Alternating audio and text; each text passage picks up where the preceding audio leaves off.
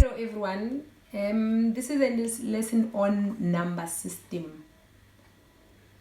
We have different kind of numbers that belong to a particular group.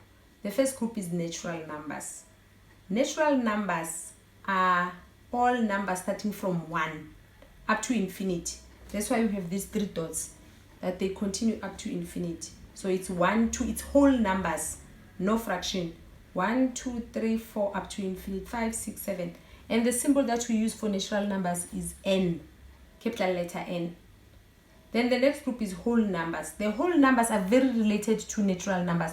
The difference is that with whole numbers, 0 is included. We start with 0, 1, 2, 3, 4, 5.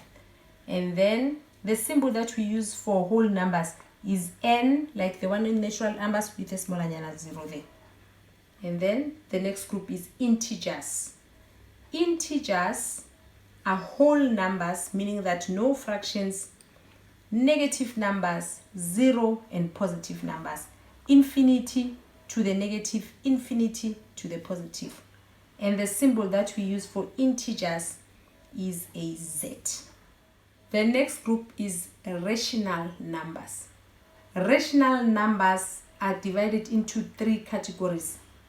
If you have a fraction and the numerator and the denominator are integers, that number is a rational number. If you have a recurring decimal, when we say it's recurring, we mean that it continues. This number, it's 0.33333333333. That's why there's a dot there. It's telling you that it's recurring. The 3 is continuing, but you can't write 33333. So as maths people, we come up with things that makes things shorter. So the 3 with a dot like that, it's recurring. If you have a decimal, a recurring decimal, that recurring decimal is a rational number. The last group is decimals that are terminating. That terminates. What terminates? It means it stops. If you have 0.75, 0.5, 0.354, it stops somewhere. That number is also a rational number. And the symbol that we use for a rational number is a capital letter Q. The next group is irrational number. You remember that was a rational number. This one is irrational number. Everything that is not here, it's here. So these ones are all the numbers that are not fractions, are not recurring, are not terminating. Meaning that when you have a decimal that will go like 0.357, that will fill up your calculator. It will be a irrational number. There are few examples of irrational numbers. This one, it's pi. Pi, it's a number, and the value of pi, you find it in your calculator. When you look at your calculator, you find this number pi. So pi is used to calculate the area of a circle. So that number, the pi, is irrational. Where do we find pi in our calculator? When you look at this one, there's that pi thingy, but it's written in orange. So everything that is, when you want to use the thing that is written in orange, the shift will switch the calculator to use the orange thing.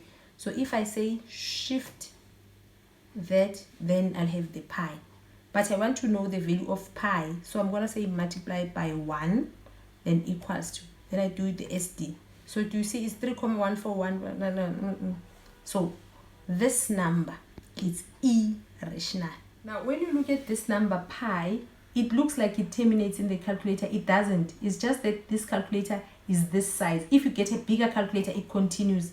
If you get a, maybe you do it in your laptop, the numbers will be more, so it doesn't terminate. So the next one that is irrational are square root of numbers that are not perfect squares, like square root of 2 or square root of 12. So this means that if you have numbers that are perfect square, it doesn't mean when you see a square root, then the number is irrational. If the number is a perfect square, it will be rational, not irrational. So it's only numbers that are not perfect square. Let's take an example. Let's take square root 12.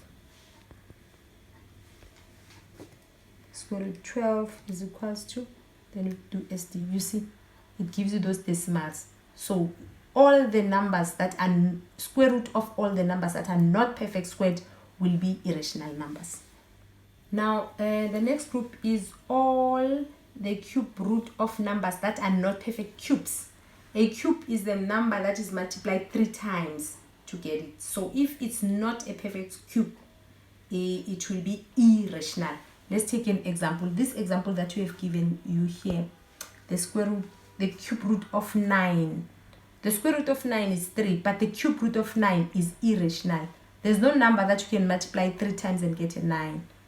So we're gonna go, because we want the 3 there, we're gonna go cube that. There's the cube root there, then you put the 12, then you say equals to, do you see, you get an irrational number. Okay, the symbol for irrational number, it's a Q with a thingy like that. Do you remember the rational number was just a Q? When it's a Q with a thing that like that, it's a irrational number. Okay, when you have done all these numbers, then you have real numbers and non-real numbers. Real numbers are all these numbers that we've done so far. Natural numbers, whole numbers, integers, rational numbers, and irrational numbers. All of them, they are called real numbers. So when you have any of them, then they ask you, is it real or non-real? All of these are real numbers, and the symbol is R like that. And then we have the other group, non-real numbers. Non-real numbers are all numbers that are not real numbers. If it doesn't belong here, then it's a non-real number. And the symbol is a R with a thingy like that. So here are some of the examples of the non-real numbers. I want to show you how to tell in your calculator. So the first number is when you get a square root of -4. A square root, it means a number that you multiply by itself to get that number. So there's no number that you can multiply and you get a -4. So when you put it in your calculator, you're gonna go square root -4, and then it will give you maths error. It doesn't always mean that when a calculator says maths error, it's a non-real number. No, in this case it is, but in some cases the number is too big or any other reason.